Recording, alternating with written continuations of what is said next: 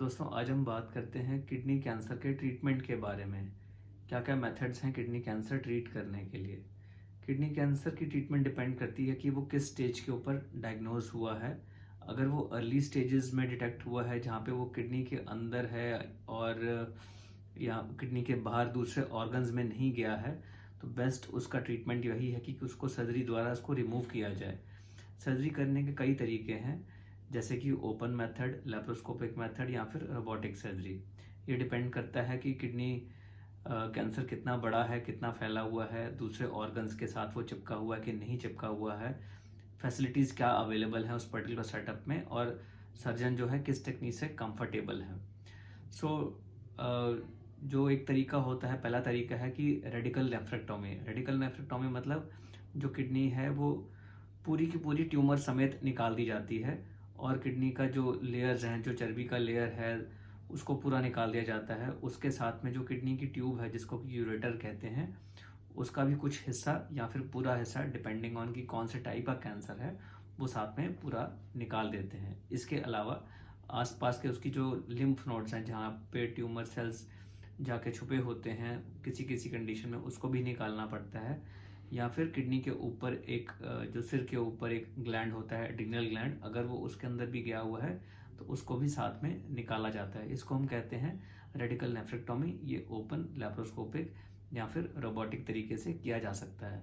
फिर होता है पार्शियल नेफ्रेक्टोमी। पार्शियल नेफ्रेक्टोमी उन केसेस में की जाती है जहाँ पे कि ट्यूमर्स छोटे हैं या फिर कोशिश रहती है कि किडनी को सेव किया जा सके, जैसे किसी की एक ही किडनी है या फिर किसी की किडनी फंक्शंस नॉर्मल नहीं है। उस केसेस में प्रेफर किया जाता है कि किडनी जो है सिर्फ ट्यूमर निकाला जाए, उसका साथ में किडनी का कुछ हिस्सा निकाला जाए और कुछ पोर्शन किडनी का छोड़ दिया जाए।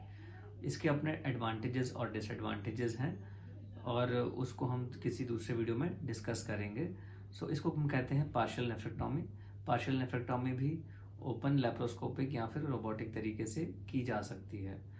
फिर होते हैं non surgical therapies. Non surgical therapies तब की जाती हैं जब कि कोई पेशेंट है वो सर्जरिकली फिट नहीं है, उसको पॉसिबल नहीं है कि एक मेजर सर्जरी वो ले सके, या फिर बहुत एल्डरली पेशेंट हैं, मल्टीपल कोमॉर्बिडिटीज़ हैं, उनको और भी फिजिकल प्रॉब्लम्स हैं, जिससे कि जो सर्जरी रिस्क ज़्यादा हैं या फिर लाइफ लॉन्गेटिविटी ज़्यादा नहीं है। उसके अंदर आते हैं रेडियो फ्रिक्वेंसी अब्लेशन और क्रायो अब्लेशन।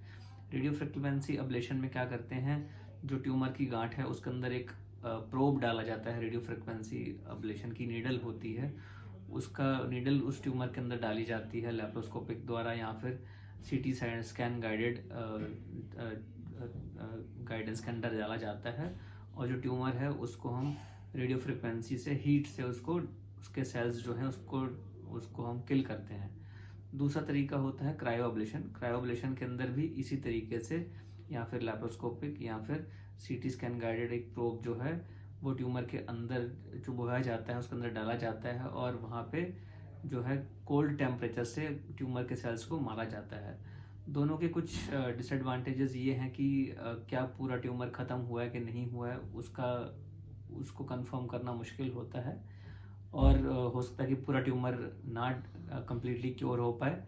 लेकिन जहाँ पे मेजर सर्जरी नहीं की जा सकती है, कोई और ऑप्शंस नहीं है, उसके अंदर इन चीज़ों का ऑप्शंस रह सकता है।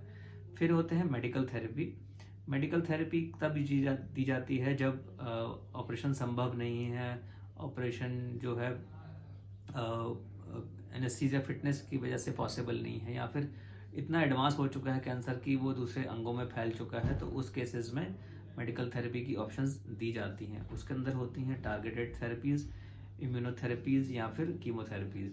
टारगेटेड थेरेपीज़ क्या होती हैं कि हर एक जो ट्यूमर है, कैंसर है, उसके कुछ जीन्स या प्रोटीन्स होते हैं जो कि रिस्पॉन्सिबल होते हैं ट्यूमर या कैंसर को बढ़ावा देने के लिए, उसको मल्टीप्लाई करने के लिए। तो जो ये टारगेटेड थेरेपीज़ होती हैं, ये स्पेसिफिक उसी जो जीन्स हैं, उसी प्रोटीन्स को टारगेट करती हैं, उनको कंट्रोल करती हैं, उनको डैमेज करती हैं ताकि कैंसर आगे ना बढ़ पाए। इनके अपने कुछ साइड इफ़ेक्ट्स होते हैं। हर एक कैंसर के लिए टारगेट थेरेपी अवेलेबल नहीं है और पूरा क्यूरेटिव चीज़ है ऐसा नहीं है, और इसकी फैसिलिटीज़ भी सब जगह अवेलेबल नहीं है और कॉस्ट भी इसका ज़्यादा हो सकता है। लेकिन कुछ कंडीशंस में टारगेटेड थेरेपी के एडवांटेजेस हैं और वहाँ पे उनको दिया जाता है। इसके अंदर आते हैं एंटी एंजियोजेनेसिस फैक्टर्स दिए जाते, मेडिकेशंस दी जाती हैं। एंजियोजेनेसिस मतलब ब्लड वेसल्स की मल्टीप्लिकेशन। तो एंटी एंजियोजेनेसिस जो मेडिकेशंस होती हैं वो जो कैंसर के अंदर ब्लड वेसल्स है उसको बड़ा नहीं होने देती हैं, उसको जो है ब्लड सप्लाई उसकी कम कर देती हैं ताकि वो कैंसर सेल्स ग्रो ना कर पाएँ। इसी तरीके से mTOR इनहिबिटर्स होते हैं, HIF2A इनहिबिटर्स होते हैं। ये अलग अलग जीन्स और अलग अलग प्रोटीन्स पे अलग इनका एक्शन रहता है। फिर होती हैं इम्यूनोथेरेपी। इम्यूनोथेरेपी होती है कि जो मेडिकेशंस बॉडी की अपने इम्यून रिस्पॉन्सेज की हेल्प लेती हैं कैंसर सेल्स को मारने के लिए, कंट्रोल करने के लिए, उनकी मल्टीप्लिकेशन कम करने के लिए, उनको हम इम्यूनोथेरेपी कहते हैं। उसके अंदर इंटरफेरॉन्स भी आते हैं उसके अंदर, और उसके अंदर इम्यून चेक पॉइंट इनहिबिटर्स आते हैं। ये सब मेडिकेशंस जो हैं अलग अलग तरीके से काम करती हैं, अलग अलग प्रोटीन्स को टारगेट करती हैं, उनकी जो रोकथाम करती हैं, उन प्रोटीन्स को मल्टीप्लाई नहीं होने देती ताकि कैंसर की जो ग्रोथ है वो रुक जाए। लेकिन ये जो जितनी भी थेरेपीज़ हैं इसके अपने साइड इफ़ेक्ट्स होते हैं, और ये जो है आमतौर पे जो ऑन्को फिजिशियंस होते हैं वो इस चीज़ को डील करते हैं, इन मेडिकेशंस को, इम्यूनोथेरेपी को, इंटरफेरॉन्स को और कीमोथेरेपी को, और वो उसकी बेहतर जानकारी हम एज अ टीम वर्क काम करते हैं और उससे साथ हम कैंसर की रोकथाम करते हैं। कई केसेस के अंदर साइटोरेडक्टिव जो है सर्जरी करनी पड़ती है। साइटोरेडक्टिव मतलब कि किसी का कैंसर काफ़ी फैल चुका है, बड़ा ट्यूमर है, फैल चुका है, तो उसके अंदर जो है पहले मेडिकेशंस दी जाती हैं ताकि ट्यूमर कुछ श्रिंक हो सके। उसके बाद उसको सर्जरी द्वारा जो ट्यूमर है उसका मास निकाल दिया जाता है ताकि जो कीमोथेरेपी हैं, इम्यूनोथेरेपीज़ हैं, वो सब बेटर तरीके से काम कर पाएँ। तो इन सिचुएशंस में साइटोरेडक्टिव थेरेपी भी की जाती है। फिर आती है कीमोथेरेपी, अगेन जिसके अंदर की कैंसर एडवांस है, दूसरे अंगों में फैल चुका है, उस केसेस में कीमोथेरेपी भी दी जाती है। लेकिन किडनी कैंसर्स के अंदर कीमोथेरेपी का रोल कम रहता है, बहुत इफेक्टिव नहीं होता है। सिमिलरली जो रेडियोथेरेपी है वो किडनी कैंसर्स के अंदर बहुत अच्छा काम नहीं करती है, लेकिन कुछ केसेस में जहाँ पे कि पेनफुल हो चुका है कैंसर या फिर बोन्स के अंदर जा चुका है, उस केसेस में स्पेसिफिक एरियाज के अंदर रेडिएशन थेरेपी दे करके पेन एटलीस्ट कम की जा सकती है, कुछ हद तक वहाँ के कैंसर सेल्स को श्रिंक किया जा सकता है। तो उसमें कि मल्टी मोडालिटी ट्रीटमेंट रहती है कैंसर की, और डिपेंडिंग ऑन दैट कि किस स्टेज के ऊपर कैंसर फैला हुआ है, लोकलाइज कैंसर है, एडवांस कैंसर है, डिफरेंट मोडालिटीज़ यूज़ की जाती हैं कैंसर की रोकथाम के लिए। लेकिन एडवांटेज तभी रहती है जब कैंसर अर्ली स्टेजेस में डिटेक्ट हो जाए, और उसका बेस्ट तरीका यही है कि हम साल में एक बार अल्ट्रासाउंड करवाते रहें। उससे पता चल जाता है कि कोई उसके अंदर कुछ कैंसर तो नहीं बन रहा, क्योंकि अर्ली स्टेजेस के अंदर कोई सिम्टम्स नहीं होते हैं। तो अर्लियर ही अगर उसको हम पिक कर पाएँ अर्ली स्टेजेस के अंदर, तो उसके क्योर के जो रेट्स हैं वो बहुत हाई हैं और रिस्पॉन्स रेट बहुत अच्छा है एज़ कम्पेयर टू जैसे जैसे ट्यूमर जो है वो बड़ा होता जा रहा है या फिर दूसरे अंगों में फैल चुका है।